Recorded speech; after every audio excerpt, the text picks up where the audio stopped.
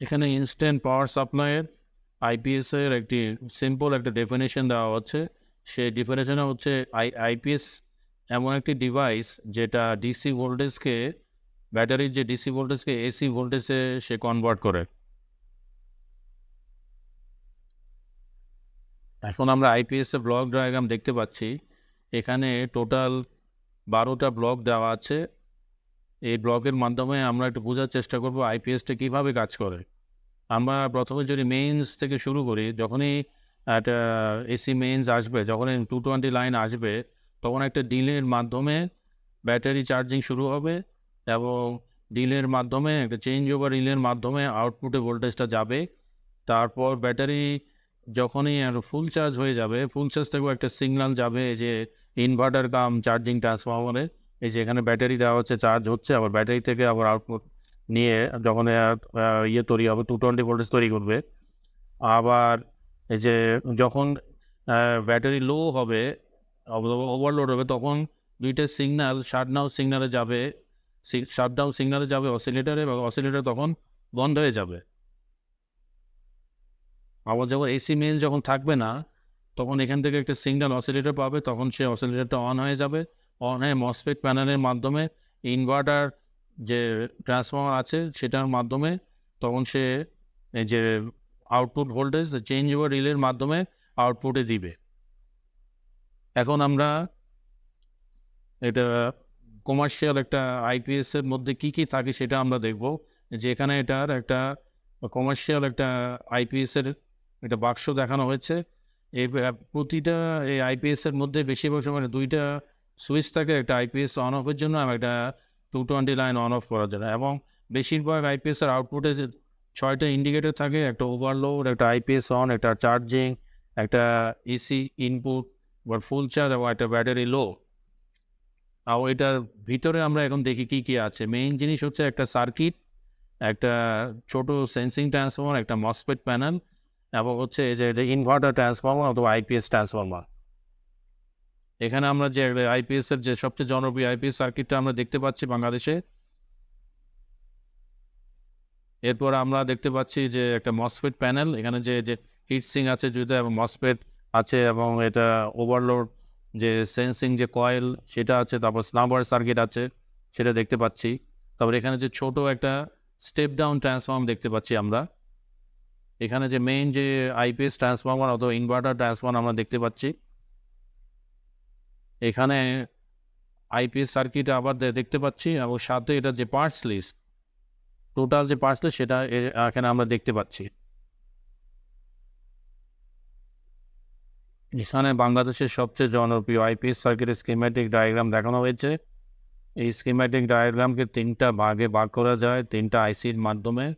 এই আইসিগুলো হচ্ছে যথাক্রমে NE555, SG3525A এবং LM324। এখন আমরা আইপিএস এর 555 সেকশন স্কিম্যাটিক ডায়াগ্রাম দেখব।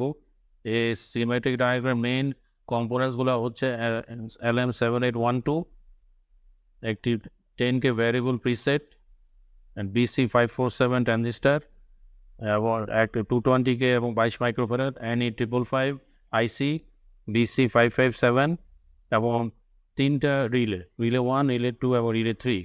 এখন আমরা এটার অপারেশনটা বোঝার চেষ্টা করব। যখনই LM7812 থেকে পাওয়ার আসবে, তখনই এই ক্যাপাসিটরটা একটু শর্টের মতো কাজ করবে। এই ক্যাপাসিটর যখন শর্টের মতো কাজ হয়, তখন 2 নম্বর পিনে NE555, যেহেতু মনস্টেবল মাল্টিপ্যাপের মধ্যে এটা কানেকশন দেওয়া আছে, তখন 2 নম্বরে একটা ট্রিগার পাবে। ট্রিগার পেলে এটা যে 3 নম্বর পিন আছে, 3 নম্বর পিনটা তখন হাই হয়ে যাবে। 3 নম্বরে হাই হয়ে BC557 ট্রানজিস্টারকে অফ করে দেবে, যেহেতু এটা একটা পিএনপি ট্রানজিস্টার। এই ট্রানজিস্টার অফ হয়ে গেলেই প্রথম যে রিলে আছে এটা অফ হয়ে যাবে। এটা অফ হয়ে গেলে তখন ব্যাটারি চার্জিং বন্ধ হয়ে যাবে।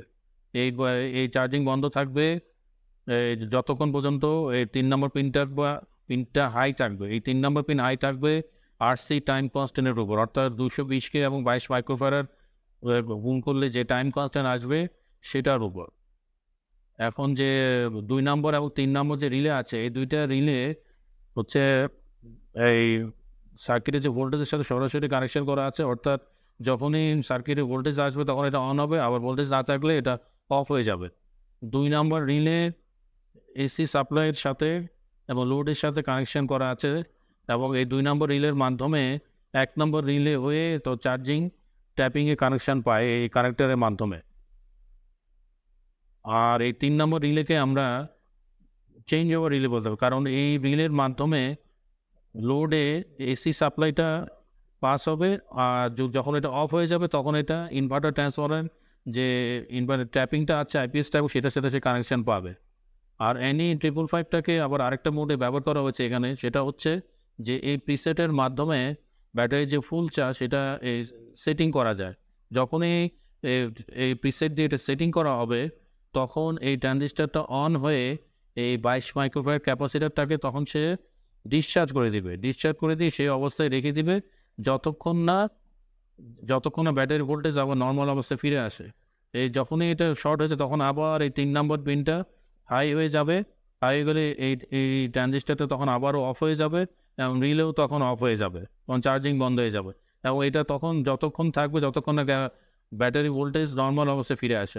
ব্যাটারি ভোল্টেজ আবার যখন এই নর্মাল অবস্থায় ফিরে আসবে 49 থেকে, তখন এই ট্রানজিস্টারটা তখন অফ হয়ে যাবে। অফ হয়ে গেলে আবার ক্যাপাসিটারটা এই রেজিস্টারের মাধ্যমে আবার চার্জ হয়ে তখন আবার সেটাকে একটা ট্রিগার দিয়ে তখন আবার অফ হয়ে যাবে। তখন এই ট্রানজিস্টারটা আবার অন হয়ে এই রিলেটাকে অন করে দিবে, তখন আবার চার্জিং শুরু হয়ে যাবে। এখানে আইপিএস এর অসিলেটর সেকশনের স্কিম্যাটিক ডায়াগ্রাম দেখানো হয়েছে।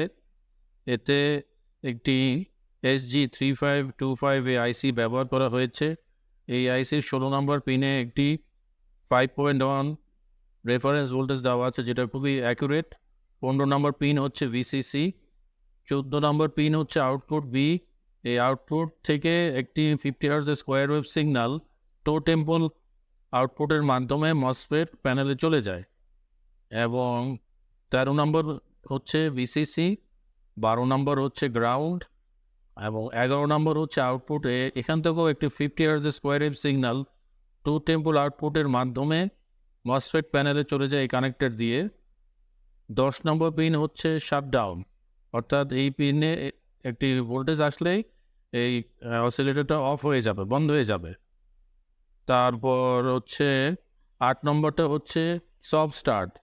এইখানে এই ক্যাপাসিটার দিয়ে আমরা কন্ট্রোল করতে পারবো আইপিএসটা কত তাড়াতাড়ি শুরু হবে। 5 এবং 7 নম্বর পিনে রেজিস্টার এবং ক্যাপাসিটারের মাধ্যমে ফ্রিকোয়েন্সিটা কন্ট্রোল করা যায়। এই যে রেজিস্টারটা 150K, তারপরে 0.1 মাইক্রোফ্যারাড এবং 50K যে প্রিসেট, এগুলোর মাধ্যমে ফ্রিকোয়েন্সি কন্ট্রোল করা যাবে। তারপর এই যে এখানে একটা রেফারেন্স ভোল্টেজ তৈরি করা হয়েছে 1 নম্বর পিনে, এবং আউটপুট থেকে ভোল্টেজ ফিডব্যাক এনে এখানে এটা ব্রিজ রেকটিফায়ার করে 1 নম্বরে দেওয়া হয়েছে, যার পিডাব্লিউএমটা কন্ট্রোল করার জন্য। আর আরও এখান থেকে একটা ভোল্টেজ নিয়ে একটা ট্রানজিস্টারকে অন অফ করা হচ্ছে। এই ট্রানজিস্টারটা অন হলে ফ্যানটা তখন অন হবে, চালু হবে। এরপর আমরা LM324 সেকশন দেখব, স্কিম্যাটিক ডায়াগ্রামটা দেখব। LM324 এমন একটি আইসি যেটার মধ্যে 4টি অপএম্প দেওয়া আছে, এবং এই অপএম্পগুলোর প্রত্যেকটার আউটপুট হচ্ছে কোনায় কোনায়, অর্থাৎ 1 নম্বর, 7 নম্বর, 8 নম্বর এবং 14 নম্বর। এখানে 3টা অপএম্প ইউজ করা হয়েছে কম্পারেটর মোডে। একটা হচ্ছে এই যে 5, 6, 7 এখানে একটা কম্পারেটর, 8, 9, 10 একটা কম্পারেটর, এবং 12, 13, 14 নম্বর একটা কম্পারেটর ইউজ করা হয়েছে। এখানকার এই যে 7 নম্বর যে অপএম্প দিয়ে যে কম্পারেটর তৈরি করা হয়েছে সেটা ব্যাটারি লোটাকে সেন্স করছে। ব্যাটারি যখনই লো হয়ে যাবে তখন এটা কম্পারেটরটা হাই হবে, কম্পারেটর আউটপুট ভোল্টেজটা হাই হবে। এবং এখানে যে 8, 9, 10 যে অপএম্পটা আছে কম্পারেটর মোড ইউজ করা হচ্ছে যেটাকে, সেটা আউটপুট হাই হবে যখন সে ওভারলোড সেন্স করবে। ওভারলোডের একটা প্রিসেট আছে, প্রিসেট দিয়ে এটা যখনই ওভারলোডে যে সেন্সিং যে ভোল্টেজটা আসবে সেটা ভোল্টেজ যদি বেশি হয় তখন এই কম্পারেটর আউটপুটটা হাই হবে। এই 2টা কম্পারেটর আউটপুট আরেকটা 12, 13, 14 নম্বর যে অপএম্প আছে সেখানে একটা কম্পারেটর তৈরি করা হয়েছে। ওই কম্পারেটর আউটপুটটা নিয়ে 10 নম্বর পিনে দেওয়া হচ্ছে 3525-এর। যখনই এই ভোল্টেজটা পাবে 10 নম্বর পিনে তখন সেটা অসিলেটরটা অফ হয়ে যাবে। আর এই যে এখানে যে ইয়েগুলো দেওয়া হচ্ছে ইন্ডিকেটরগুলো, ওটা হচ্ছে ওভারলোড, আই হচ্ছে আইপিএস, সি হচ্ছে চার্জিং, এম হচ্ছে মেইনস, এফ হচ্ছে ফুল চার্জ এবং জি হচ্ছে গ্রাউন্ড।